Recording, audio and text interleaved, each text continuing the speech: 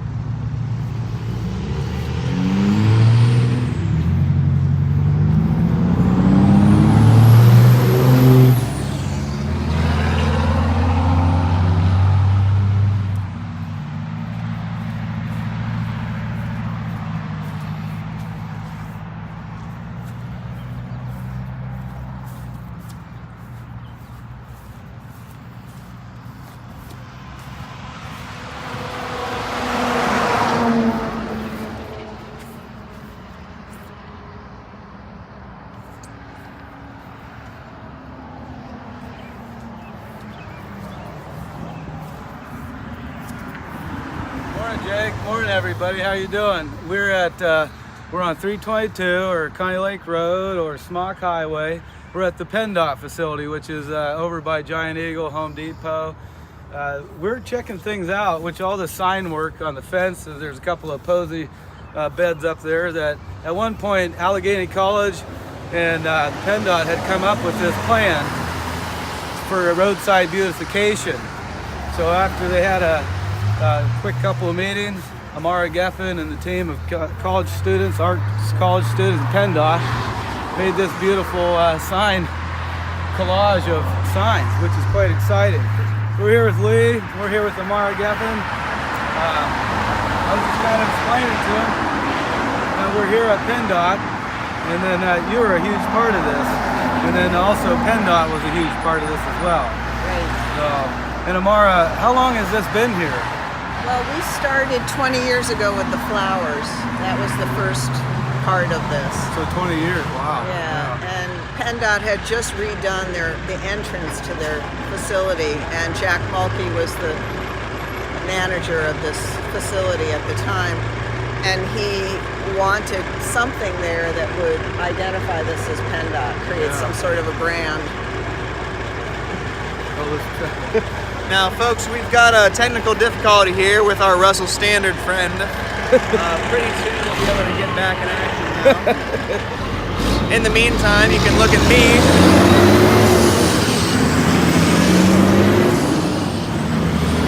All right, let's bring it back. Sorry, Jack Mulkey.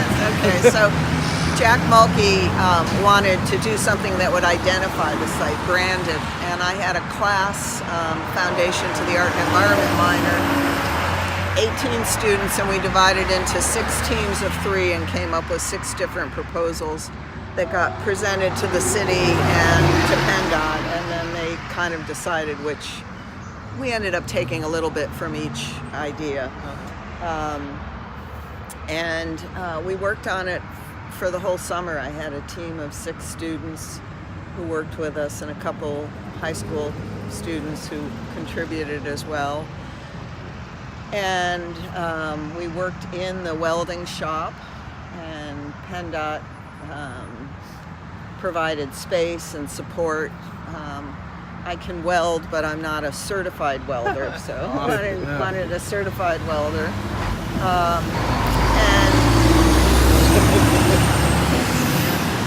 So we did the flowers, and while we were doing the flowers, I kept thinking about this location, which was really the first project, not with the signs, but there was an ES class that worked with Kathy Uglow, and one of the ES professors, I think it might have been Eric Pallant, and they did a project called Greening the Gateway. They wanted to do a living fence, and there was a lot of discussion about whether the shrubs that were chosen, even though they were salt resistant, could survive.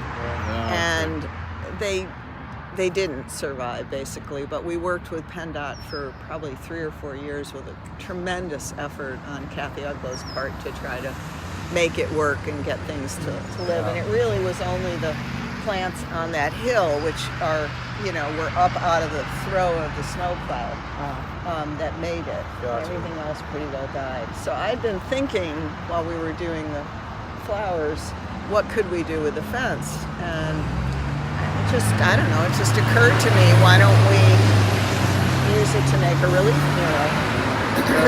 Whatever, as you travel through and you see people walking by, they're usually mystified by what the heck is this, and then also, but what I appreciate being local is that it tells a story of some of our landmarks, and Yes. and it's nice to get stopped by a stoplight. This is the only time I like to be stopped by a stoplight, by the way. And then, but as it tells a story, then you thirst for plastic, everything else that kind of makes our area Well, kind of here. all of the ideas came from work that we did in the schools with kids. And then we held, PennDOT used to have I don't even remember what it was called, but they had a day where they opened up their facility and people came and toured, and we would hold workshops there. So we'd gather ideas from adults and children. The reason stylistically this looks like children's art is because we fashioned everything based on kids' drawings. It's awesome. So we had about 6 years of going into the schools and doing these workshops on what do you value about Meadville, Crawford County. Yeah. And then we just sorted things. And anytime we got, 10 or more of the same kind of idea, we said, okay, how do we work this in? So the first summer we worked with how are we going to integrate all the different ideas, and we came up with the notion of using the seasons. So we start on the far end in winter and we end up on this end in late summer. And late summer, fall, which we never actually finished, but we have the leg up there that goes back to the building. That was fall. Do you have any favorite features? Oh, I have a lot of favorite. I love the Let's hear it. balloons. I The love the balloons? balloons. Yeah, they are I quite know. I'm neat. glad we're standing next to them. Yeah, the balloons are really quite something. And 2 students worked on these balloons for the entire summer. Yeah. Did they building. kind of create? Was most of it created kind of off-site and then brought here? Yes, all of it's created in a building back there. We made 6 6-foot by 6-foot tables that were open grids, and you could get under them with a creeper and on top of them for being able to bolt things together. So we would start. My students did not like this, but we would start by making cardboard mock-ups to scale to try to work out, is this the best way to enlarge this drawing? And when we were sure we had it right, the cardboard became a template for cutting the signs. So then we'd lay the signs out, figure out the pattern, and start cutting. All the cutting is with jigsaws. Any bending was with a metal brake that Randy Colvin, who was the welder at the time, fabricated up for us, and just bolt them together. So it's really low tech. And we would build them in sections, depending on the height, sections anywhere from 5 feet to 10 feet. And then PennDOT would take a breakaway signpost, and we'd run it horizontally across and use that to hook a chain onto a gradall or some bucket truck. And we lift it over the fence from the back side. So there were always people working on either side of the fence. There's some pretty nice videos on the website that show how we made it and what went into it. But this is pretty much 10 up and away. I also love Bentley Hall. Bentley Hall is a real feat. It was the first time that we worked with the signs without words in them, because all of the detail on that building, the text would have gotten in the way of being able to make sense of them. So we deliberately cut all the text out so that we could preserve and kind of elevate the details. And I know you have kind of things that you worked on kind of all across the county, really. Is there like any particular piece of art that, like, for you is maybe I mean, of all a the art certain and special- environment. Yeah. No, they're all just were such amazing experiences to be part of. I mean, so much came from PennDOT, Yeah. right? Our first project was over at the Avtex facility, the green room. And then after that was when this project came up, and I learned the value of roadside. You know, not that many people know about the green room project. It's a pretty cool project. Nice But room. yeah, but Wouldn't it?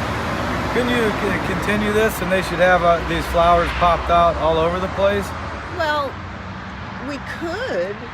There was a point after about 21 or 22 years of doing this, Yeah. or not 21, 22 doing it, probably more like 10 or 12, after about a decade, we'll say, where people felt that we should be moving into Meadville, into the city, and that we shouldn't continue with the signs. There was a sense that maybe Meadville didn't want the signs as a brand, and I was fine with that. I mean, I you think know, I think from Meadville would be great. This idea, and then it ends up in anywhere on the highway, even at a rest stop, would be kind of nice to have that.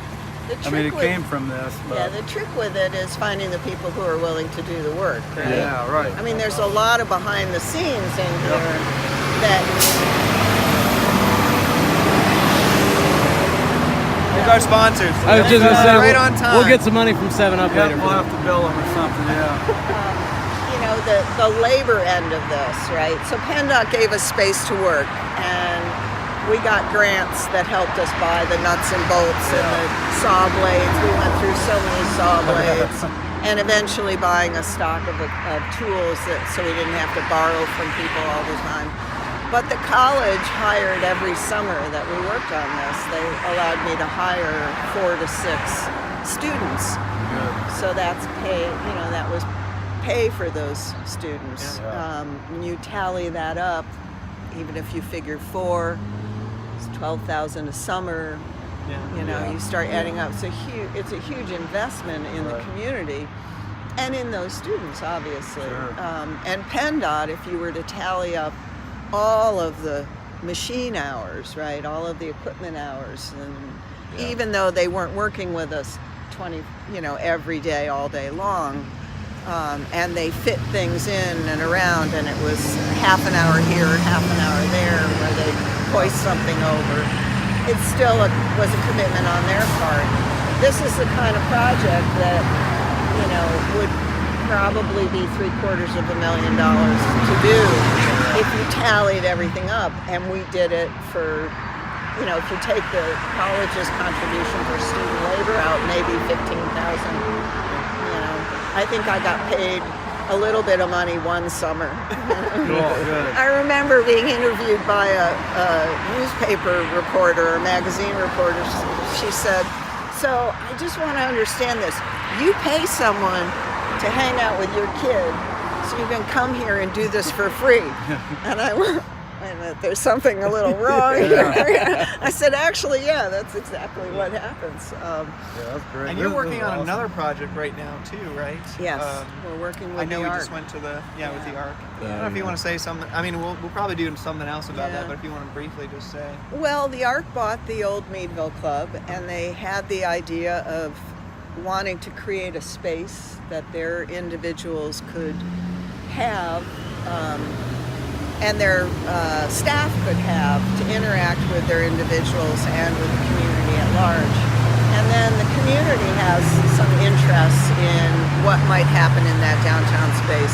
Of course, the arts need to come first, but this semester I worked with a group of 6 students, and we looked at how could we marry those needs and interests. And so we have some concepts established. We've met with the ARC board. They've pretty much said, we like where you're headed. So this summer the goal is to build the relationships across community organizations to ensure that we don't just build a beautiful space that sits unused, but that people are committed to making things happen in this space. So we'll be doing some pop-up events with work with Lee and Autumn on that, the My Meadville folks, and we have 2 events planned. We have a Davies leader that's going to work with us to build the relationships. And the ARC is really interested in seeing whether we can run outdoor movies, so that's going to be one of the things that we do is that going to work in the summer season at 9, when it's still somewhat light out. So really, if someone wants to support like this kind of work moving forward, just the easiest thing they can do is kind of just show up at those events, right? Show up at those events, absolutely. They can also reach out to Mark Weindorf at the ARC, or they can reach out to me at the college. They can, anybody who, they can get in touch with you, and you can put them in touch with we us. can fill the space for sure. Yeah, I mean, we're hoping that we will get some broad strokes put into that site before the snow flies, maybe sooner. But we also want to be mindful of not building something without testing some ideas in the site first. Yeah, sure. Well, thanks so much for talking to us. Yeah, it's great. Dano, we love you. What she's talking about across the street is I love you too. Thank you. Second Saturday Night Live, that starts this weekend. So it's a very poetic evening. We're having poetic evenings opening up the entire season, and then we work into the concert series, which is the second Saturday of each month. So that's this week's start. Amara, this was fantastic. Yeah, I've never stood this close to I know, it. it's kind of jarring to be this close. Yeah. It's really amazing. Yeah, the balloons are really cool. I'm gonna slip into one of those and see what happens. All right, we'll see you on the Really, town, thanks. Meadville. Thanks so much. Thanks.